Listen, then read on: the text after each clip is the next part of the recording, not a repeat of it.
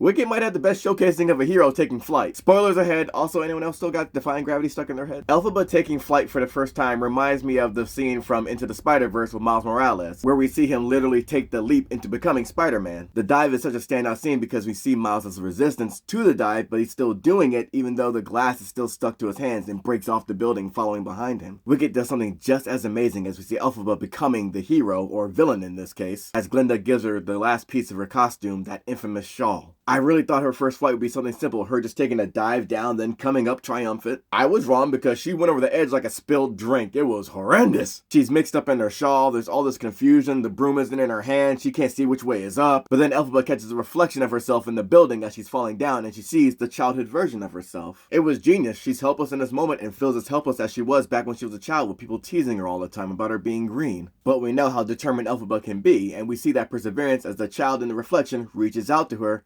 Elphaba does the same, and then her broom comes right into her hand. We then see her take control of the situation as she dives down, then flies right back up to them soldiers because yeah, we ain't done yet. As we see her shawl flowing behind her like Spawn's cape with a life of its own, and then giving us this iconic look of the witch flying on her broom, which then gets distorted into the Wicked Witch. This is my favorite visual of flying because it doesn't look awkward because she has that broom as an accessory. It makes it look so believable. To me, flying without an accessory, it just looks awkward. We've seen Superman take flight countless times. He'll stumble a bit aware, but always falls back to that iconic pose where he's flying like this. What it does, I don't know, but he always does it. I think what it boils down to is a character flying and wondering if they're wondering what to do with their hands. Some just leave them to the side like Iron Man does, but he has that whole visual of his technology around his face, right? So it's distracting from what he's doing with his hands. There's the Magneto flight from the X-Men films where it looks like he's holding two plates and just...